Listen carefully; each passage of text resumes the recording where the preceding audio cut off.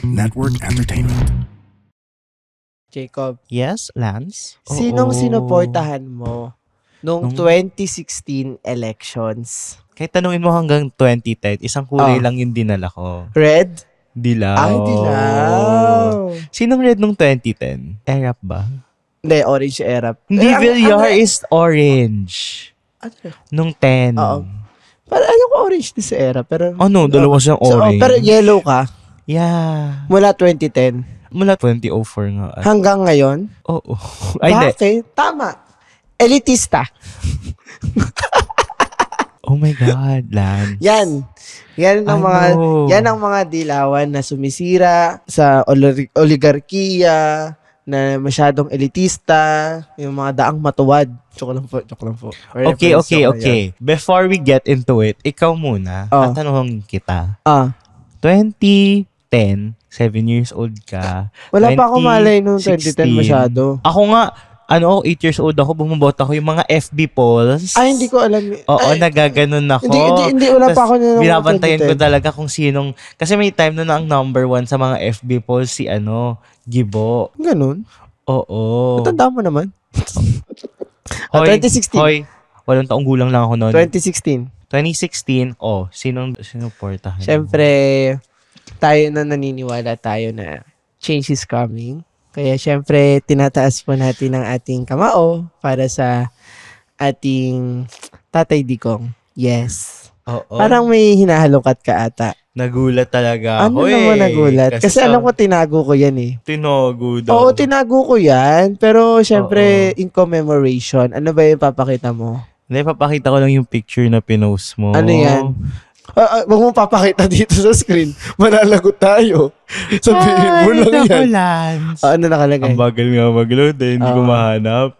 Pero parang may picture po kasi si Lance. Ano yung parang DP Blast? Parang I'm Lance Arevada, a student supporting. I'm a Filipino. And I support Rodrigo Duterte. Something like that. Kasi nung panahon na yan, tanda ko yan. Ano yun? Parang yun yung Asian DP Blast. Kasi ang daming uso nun. I mean, yun, yung sentiment sa social media that time was change is coming, si Tatay Digong, ganyan. Na-follow ko naman yung Aquino years, especially the latter part. Like, nagustuhan ko siya, honestly. Pero like, so, nagustuhan mo pala. Ba't pero kasi kailangan kailangan natin nung pagbabago. Yun yung paniniwala natin nung 12 years old, ganun, election. So, tama. kaya, napunta tayo kay Tatay Digong. At yun na nga, hello to everyone all over the world. Makakasama naman tayo sa isang gabing puno ng kwentuhan, tawanan, bardagula na sana walang away politika at friends sa Facebook. Ito pa rin ang Ganito Kasi Yan. Powered by the Pod Network.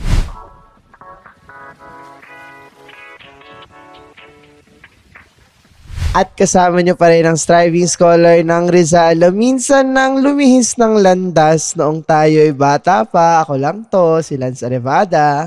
At ako pa rin, ang iyong podcaster by day, kaming Atenista by night na mula noon hanggang ngayon, daang matuwid pa rin. Ganto ka nga. Yes. It's your boy, Jacob. At yun na nga, pag-uusapan natin ngayong episode. Siyempre, bilang isa sa mga pinakamainit, pinaka-pinag-usapan. And masasabi kong isa sa mga pinaka-makasaysayang araw in recent memory. Alam naman natin na hinuli na ng Interpol si dating Pangulong Rodrigo Duterte. Ay, hindi. Tatay Digong mo, diba? Ay, mamaya si Tatay Digong. Pero hinuli na ng Interpol sa pakikipagtulungan sa kapulisan natin dito, si dating Pangulong Rodrigo Duterte sa kanyang paglapag mula sa kanyang flight sa Hong Kong noong March 11, 2025. And sa kasalukuyan nga, natapos na yung pre-trial hearing ni dating Pangulong Duterte sa The Hague, Netherlands, kung saan siya ay kasalukuyang nakakulong. And kita naman natin yung uproar. Oo. Paning roar? Roar. May raspy pa, raspy. Yun yung sinasabi nung prof namin, bedroom voice. Bawal bang minamalat lang. Pero yun nga, very strong yung reactions online ng mga DDS and loyalists. So parang, it's the elections all over again. But sila na yung nag-aaway.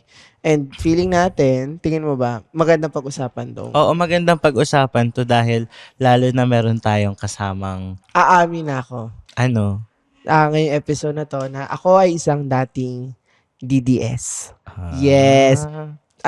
Duterte, hindi Davao Death Squad. Ano yung DDS dati? Duterte Defend. something Supporter supporter. yun eh. Ano yung isang Oo. D? Digong? Die Hard? Yun, Die Hard Duterte supporter. O, diba? Yes. Alam mo Nag-die hard ka ba talaga? Ay. Ay. Yun. Oh. So, yun, ang pag-uusapan natin. Ako ay isang dating DDS noong 2016. Patulad nung 16 million na Pilipino bumoto sa kanya noong 2016 elections. Naniwala naman tayo dun sa change is coming. Dumating ba? Oo naman. Anong dumating? Patayan. Oo. At yun, parang yung 3 to 6 months, yung jet ski, yung debate nun, tanda mo yun, yung 3 debate ng Luzon, Visayas, Mindanao. Tinutukan ko yun, isa-isa talaga. And parang each time, tanda ko nun na very excited ako na kung ano yung sabihin ni Duterte nun. Like, very... Tapos inaano mo sa Facebook, gano'n. Sinishare ko kasi maano ko nung nun, pag grade 7 nga ako nun ata. Oo. Tapos, diba, ang kalaban nun si Binay, si Mar Rojas, si Grace po, si Miriam. Diba? Tapos may isang, nakalimutan ko na. Parang siya yung apparent choice kasi na mayor mula sa labas, pumapasok sa establishment, very populist. Although di ko pa alam yung populist word na nun. So, kung na-capture niya, and tanda ko nun, nung gabi nung election, the results na. Nagdidiwang ka na. Tumatalon ako sa bahay namin, Duterte! Gumaganon ako noon. As in, medyo ko sa memorya ko ng mga kabataan ko. Ganon kasi. Parang, even nung, alam mo yung, yung kinancel si Duterte dun sa dapat mayor ang mauna. Oo. Katanda mo yun. Dinefend mo siya doon? Hindi ko siya dinefend sa online. Okay. Pero nirationalize ko sa isip ko. Ang sabi mo? Like, kunwari na, rhetoric yun, ganyan. Nanantaran kayo. Tapos, nung 2016 na Pasko, ang pinalagay ko sa exchange gift ko, Duterte Manifesto. Yung libro niyang maliit na ganun. Okay. Nakuha mo. Oo naman. Pero ngayon, 10 pesos na lang, 20 pesos yun. Pero yun, so talagang naging ganun yung aking pagsuporta dun sa dating Pangulo. Kasi, yun nga parang, dun din tanda ko na yung unang sona niya, unang beses na hindi nag-rally yung mga nag-rally. Bakit? Rally of support yung ginawa nila. Yung mga leftist. Oops. So, yun. Interesting. Lance. Oh my gosh. Bakit? Wala lang. Pero siguro with that, ang tanong ko sa'yo is, kasi nakwento mo na yung story mo of appreciating, ganyan.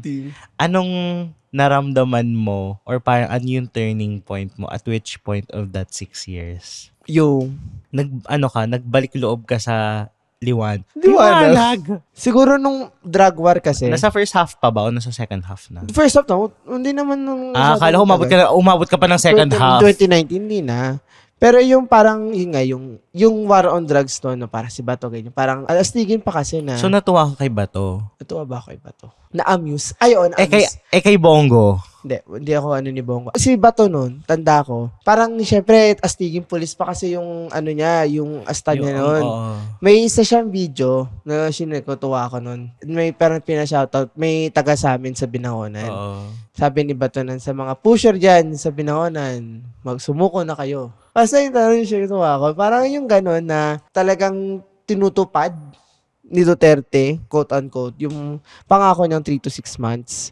And parang nakuha niya ako nun. Kasi syempre, hinuhuli niya yung mga adik, yung tokhang, yung mga panahon na yon. Pero yung naging turning point sa akin is nung unti-unti ko na rin nakikita na ang dami nang namamatay.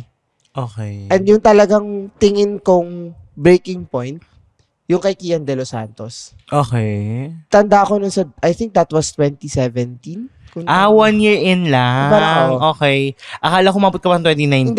Hindi naman. Pero kasi yung kay Kian nun, tumatak sa akin kasi yung niya na, tama na po, may exam pa ako bukas. Tapos kaedaran lang halos natin yun. Tapos malinaw naman na hindi siya addict. Bigla siyang pinatay. So dun talaga, yung parang yung unti-unti nang nag-die down yung support ko nung even before that. Pero kumalas na talaga nun nung kay Kian. Especially na as a campus journalist. Campus journalist ka Oo, naman. na high school. Na parang, yun yung kino-cover namin kwento. So, yun. Doon ako na-disalienate na talaga na hindi. Wala na to. So, hindi ka talaga yung parang tipong, tatay, di ko, Hindi na. Hindi ka umabot sa ganung Hindi ako point. naging ganung bulag kahit nung bata ko. Ikaw ba? Hindi never ko man sinuporta si Duterte kahit nung umupo siya. hindi. Or wala ka lang pakialam nun? Hoy, may paki ako Oh. noon. Oh. Aware ako noon. Kasi nung Oh. grade 4 to 6, meron kaming parang balitaan na High kailangan school namin. tayo si Duterte. Oo. Pero I mean, sinasabi ko lang na, Oh. kasi sabi mo wala akong pake. Oo nga. Oh. Yeah, I'm defending Nung high school, myself. nung high school. Oh. High school nung kay Oo, Duterte. nung high school, I'd say I was more involved or I was more knowledgeable nung time ni Pinoy kesa kay Duterte. Bakit? Nag-disconnect ka sa politics na? Oo, kasi parang tipong, okay, edi yan yung nangyari. Parang the same way na nung natalo si Lenny. Na parang nag-disconnect ka because, okay, edi yan yung Edi tingnan lang natin where we go. If we go south, that's not on us. Nasa QC ka na nito nakatira? Yeah. Was there a point na like may nakita kang bangkay sa daan or hulihan or someone na alam mo close to your networks, especially ng war on drugs? In fairness naman, ewan ko if because I'm sheltered. Hindi, pero yung bahay ni Jacob, hindi exclusive subdivision I mean, for reference sa podmates natin. Tama, di ba? Yun pa rin. Pero kasi, din ako taong bahay lang din ako So parang... Yung sa kaya nyo, yung mga curfew, kasi maigpit yung curfew nun May curfew ba? Oo, nun. Wala sa amin. Talaga? Oo. Basta nung mas dito, ang higpit nila. Before pandemic pa to Talaga? Oo. So, wala kang, Wala or sa naman. school nyo, sa drugs. Ay, wala. Sa drugs. Talaga. Siguro mostly nasa balita na lang talaga nakikita lahat ng ngayon. Ano yung mga nakita mo nun? Yun na nga, yung kay Lakian, De Los Santos, yung mga ibang napatay sa EJK, and then hearing din yung mga, syempre ang dami pa nangyari sa time ni Duterte before pa tas yung ABS. Feeling ko, bumalik ako sa involvement ko 2020. Pandemic or Yung shutdown? nag-pandemic na, tsaka Pandemic. nag-shutdown. Kasi siya lang nakita natin gabi-gabi. Oo, yung parang Halit everyday. Tsaka, yung lola ko, lagi siya nanonood niya nung gabi, yung Yung late night talks. late night talks with Tatay Digong. Puta. Tapos laging, ina-update niya ako sa mga kabalastugan. Yung mga, yung kerosene, lalagyan yung na, gagamiting alcohol. Hayop no? Oo, yan. Parang ang surreal lang na, 6 na taon tayo dun sa presidenteng yun. Oh. Ang tagal nun. Although, ang natutukan ko nun, yung train law. Alam mo yun? Oo. Tapos sa time din ni Duterte, nagmahal yung soft drinks. Kasi tumaas yung excise tax sa sugar nun. Oo. No smoking policy kay Duterte. Actually, yung carousel, pandemic time na yun. Pero ang pinaka na desensitize I don't know if that's the word. Pero alam mo yung credit grabbing sa build. Ay, tuwang-tuwa ako dati sa build. Oo. Kasi parang, shit, ngayon na lang magkakaroon ng infrastructure program ng Pilipinas. Walang natapos. May natapos tayo, pakalahati na tayo May ng natapos. termino ni Marcos. May natapos ano? sa build. Ano? Yung mga project niya kayo. Tingnan mo yung MRT dyan sa may Trinoma hanggang ngayon, pag Oo ginagawa nga, pa alam lang. mo yung tuwang-tuwa kasi ang ganda. Abot na ng Bulacan, abot na ng Cavite. Ngayon. Ngayon, kakaabot pa lang ng Cavite. Ngayon, papunta pa lang ng Bulacan. Diba? Oh. Diba? Parang walang narating, kumbaga. Tsaka yung Lance, yung in 15 minutes makakarating ka daw ng buong EDSA. Hindi ko na pinaniwalaan yun. No? Yung kay, si Villar, yung Mark Villar. Yung mga ganon.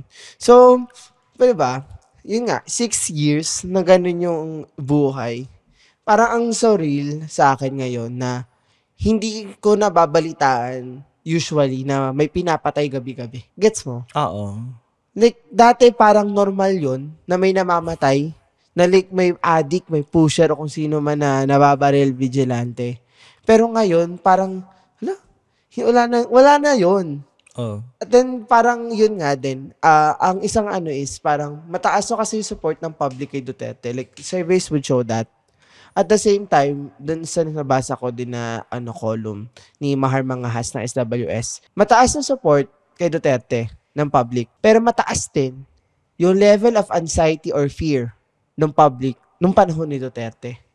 Dahil nga sa war on drugs. So, ang lala lang din nung nangyari.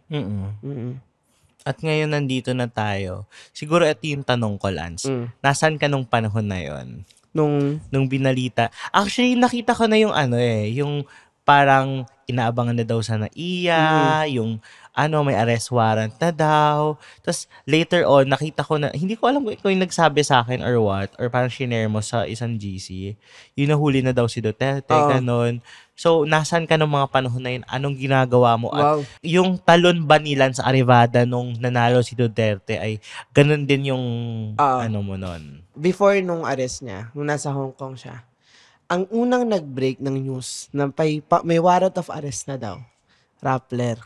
And it so happened na yung prof namin ni Jacob yung nagsulat. Basta yun. So, nag-alert na ako na may mangyayari dito.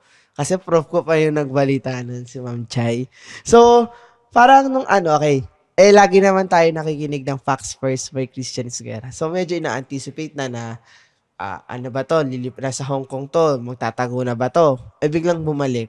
Tapos yung pagbalik niya, dapat hapon.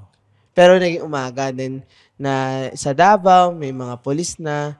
Parang kumbaga may anticipation na napupunta na doon. And then, nung umaga na ngayon, na dadating si Duterte, may thesis consultation kami noon. Last week nga lang yun na parang tanda ko noon, tinututukan ko siya habang pumapasok ako. And even nung arrival niya, sakto nasa consult ako. And then, not until magkakasama kami tatlo ng mga thesis mate ko. Doon ako that time na nahuli si Duterte. Sabi kasi tayo, Prof. Nahuli na. Totoo nga, may arrest na. Parang may na hinaharang na, nadala na somewhere. Pero in-announce na talagang na-arresto na siya. And parang yung una kong reaction is disbelief. Parang hindi ako makapaniwala na dadating yung araw na mahuhuli siya. Kasi for someone like him, na ang niya kahit sabihin mo na ganun yung pananalita niya, yung pang-utos niya, para siyang untouchable Lalo nung pandemic, ang dami niya ng issue nun pero ang lakas pa rin ng suporta niya sa public. Tapos, makikita mo na lang, 2025 ngayon, less than 3 years mula nung mawala siya sa pwesto, bigla siya mahuhuli. Parang yung ganong shock, nandun din na, it's surreal na ganun yung makikitang eksena sa kanya. Na talagang mahuhuli na siya. And even yung mga footage kay Kitty Duterte noon, na parang, totoo ba ako? Na hinaharang na ng pulis, na sila yung ginigit-git, na talagang wala siyang magawa, nanghihina siya. Parang hindi ko ma-imagine na kaya palang mangyari yon, na talagang may downfall pala tong matandang to. Hi, I'm Victor Anastasio of Comedy Manila. Are you looking for positive vibes and inspiration in your daily life? Di wag kang makinig sa podcast ko dahil baka mabwisit ka lang.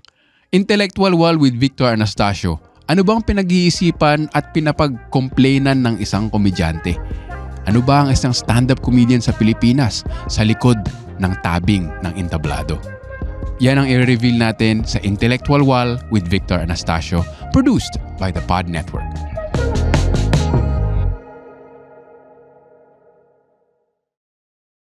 Ikaw ba? Nasang ano yung naging reaction? Nasa thesis, ako nun? Nasa thesis, ay naman tayo sa thesis. preparations. Tapos, nabasa ko lang siya somewhere. Feeling ko din nanggaling sa'yo kasi ikaw lang naman laging source ko ng mga ganyan.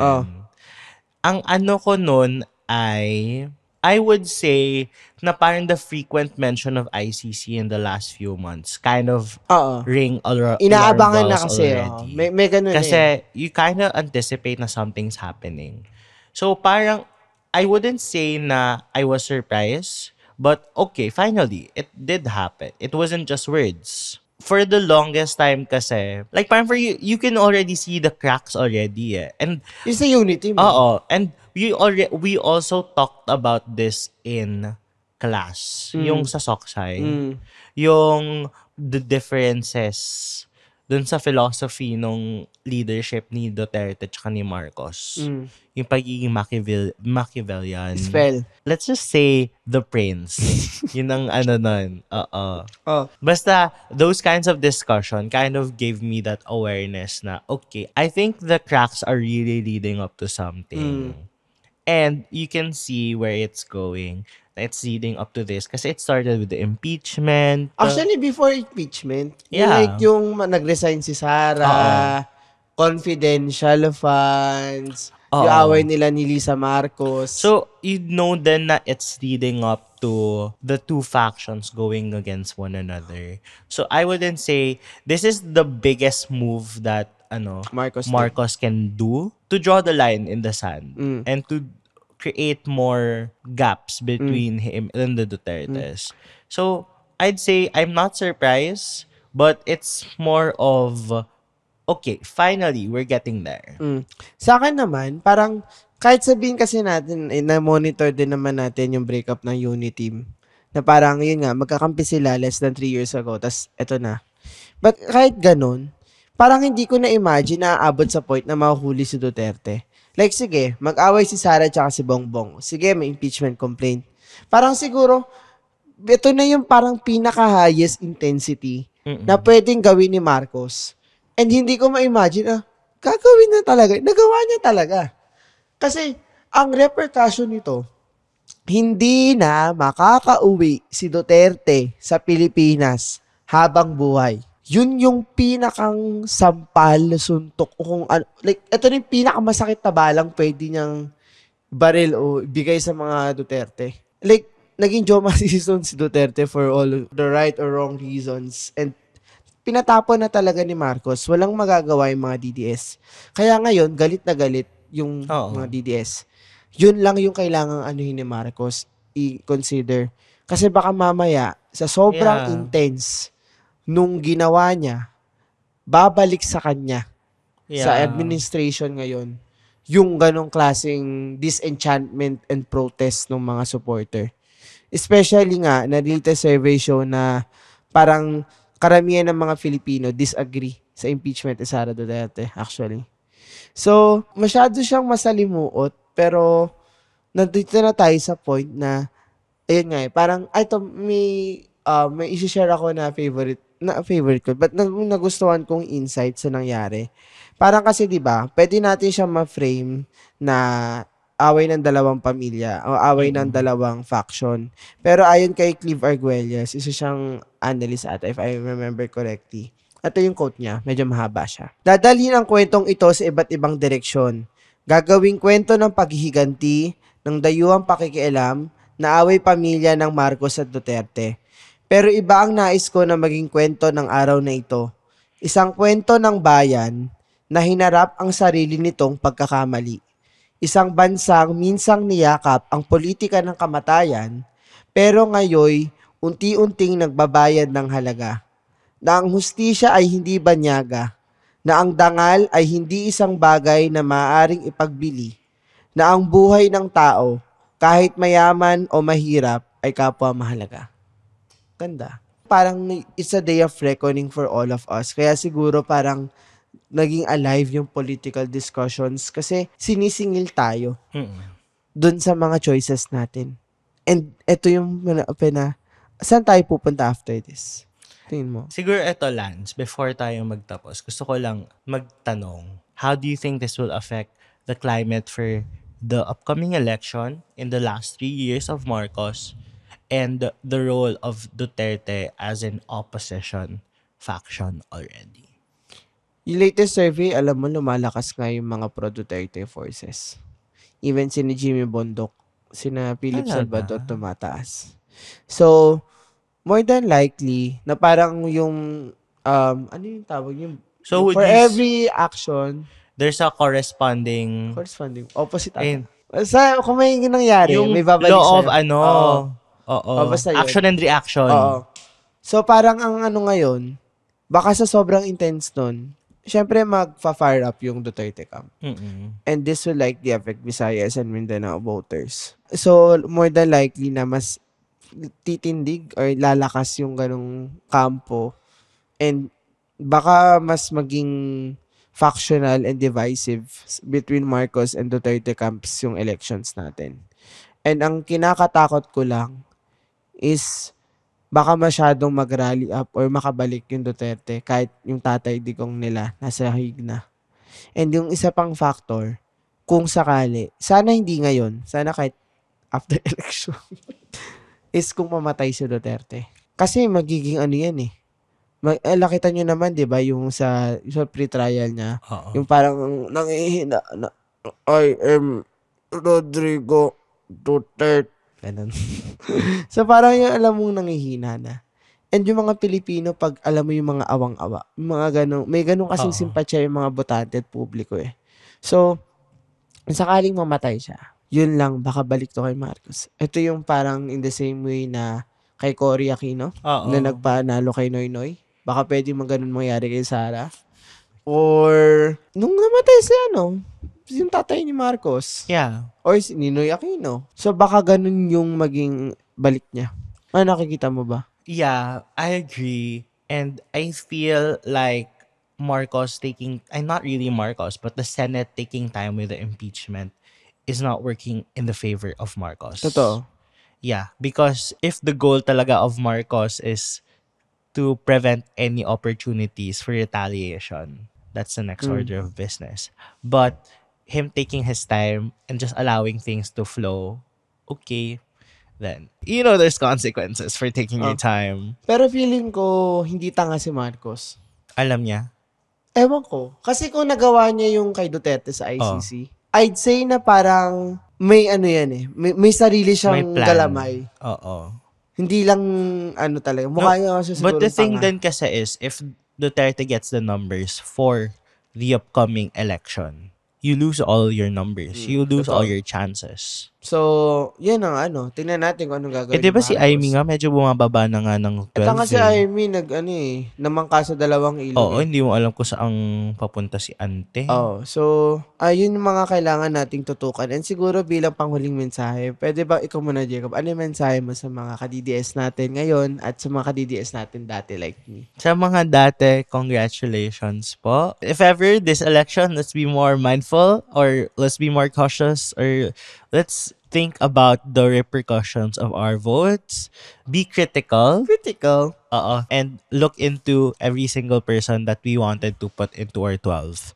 For those who are still there, okay, interesting. Good for you. If that's the case, then, actually, dami ko pa nakikita sa Facebook. In fairness, ito yung time na hindi ako nag-unfriend. Bumalik kasi yung mga troll. Hindi ako nag-unfriend. Talaga? Oh my God. Ay, sabi ko, oh my gosh, this is maturity. Oo. Alam mo yun, pag nakikita ko, okay, pass. If until now, hindi nyo nakikita yung mali dun sa kung bakit pinahuli ng ICC si Duterte, I think there's something there.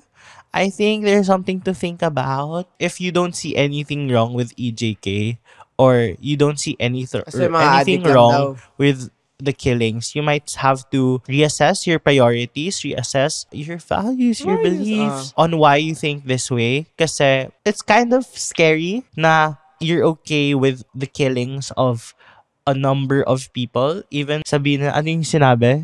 6,000 lang daw. Okay, kung 6,000, if you'd say that you're okay with killing 6,000 people, you might have to reassess what your priorities are, your beliefs, and such. Ayun. Sa akin naman, sa mga kasama kong dating DDS, love that for you. Love that for me. Hindi, pero kasi ang pag-iisip kasi natin nun, we were craving for change. And Rodrigo Duterte delivered that change for better or worse. Alam naman na natin yan. Pero ngayong nasa liwanag, or at least nandun na tayo sa realization on what happened during his time.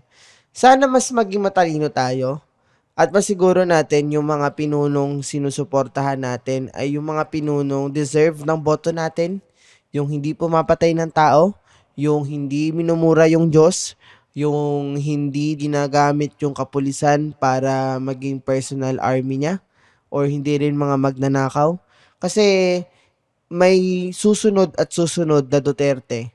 Kahit hindi Duterte yung apelido niya, pero yung katulad ni Duterte, kung hindi tayo matatauhan sa mga politiko at sa mga pinunong pinipili natin. At the same time naman, sa mga DDS pa rin hanggang ngayon, 2025 na, wala na akong magagawa kung ganyan yung utak niyo. May mga kamag-anak kong DDS pa. Nga pala. Daddy ko dito. Sabi na nanay ko, arresto nga, kawawa naman daw. Sabi ko, deserve. Sabi sa'yo. Kampi ka kay BBM, adik ka. Sabi sa'yo, oh my God. May biro naman. Hindi ka nila pinansin. Ay nako, sa mga po dyan, pa-drug test na po natin. Hindi ako nara-random drug test sa Ateneo Lance B. Arevada po. Huwag mo kalimutan, ID number 21XXXXXX. Ito na po. Hindi ko ma-memorize yung ID number mo. Pero yun, sa mga DDS pa rin, mahirap kasi kung hanggang ngayon, yun pa rin yung sinusuportahan nyo. 2025 na, pinili nyo si Marcos, nagdaan na ibang eleksyon. Ang hirap nang baguhin yung utak nyo. Oo. Like, anong kailangan pang pruweba? Anong kailangan dahilan para matauhan kayo? Gusto nyo ba na dumating sa punto na bumalik tayo dun sa kultura ng patayan at isa sa mga kakilala nyo, kamag-anak nyo, yung maging biktima ng drug war? Ulit, kung gusto nyo ganun yung mangyari. So, mahirap kung ganyan yung isipin nyo. Pero, naiintindihan ko din naman, lalo sa sa mga taga Mindanao, kung saan sila nanggagaling. Kasi, may pagka-regionalistic naman tayo. Pero, siguro kailangan natin intindihin na madaming ngayon tungkol sa mga banyaga, tungkol sa mga ganto, ganyan, na at the end of the day, hindi si Duterte yung magpapalamon sa atin. Kahit si Marcos, hindi din si Marcos yung magpapaganda ng buhay natin. Sana mas talinuhan natin yung mga pagpapasya natin and mag-focus tayo dun sa mga kung ano yung makakatulong sa atin bilang Pilipino at sa kapwa natin, sa pamilya natin. At sana ma-realize nyo yung mga kung anong klase mga pinuno yung kailangan natin. Hindi yung mga pinunong pumapatay. O sige, hindi rin yung mga pinunong nilalaro or ginagamit yung 2025 national budget o PhilHealth o kung ano man. So sana talinuhan natin. Hindi si Marcos o si Duterte yung sagot sa bansa natin. Tayo yun. Tayo na yung makakasagot sa bansa natin. Ayan. Yes. At dyan, maraming salamat sa pagsama sa amin sa isang gabi kung saan mas nakilala natin si Lance on a deeper level. Kung sino si Lance noong 2016. Oo. Malapit na 9 years ago yun. Oo nga eh. At yun na nga, maraming salamat, and kung brand ka at gusto niyo makitindig kasama namin, you may email us at theganitokasiyanpod@gmail.com. And if you like this episode or may thoughts ka, either former DDS ka, current DDS ka, or or dilawan ka, or kung ano man ang kulay mo, share the episode with your thoughts on your IG story or wherever you listen to your podcast. You may tag us at GKYPod on all social media platforms. And ikaw naman, Nance, saan ka na mahahanap? LNCRVDA on Instagram at ikaw naman, Jacob. The Charles Jacob on all social media platforms, at huwag niyo kalimutan bigyan ito ng 5 stars, follow and ring the notification bell dahil naglalapag kami ng episodes every Saturday at 7 p.m. Yes, and wag nating kakalimutan na hindi pula't dilaw tunay na magkalaban. Ang kulay at tatak ay di siyang dahilan hanggat marami ang lugmok sa kahirapan at ang hustisya ay para lang sa mayaman. Yun. At habang may tatsulok at sila ang nasa tuktok, di matapos itong gulo. At ito pa rin ang Ganito Kasi Yan.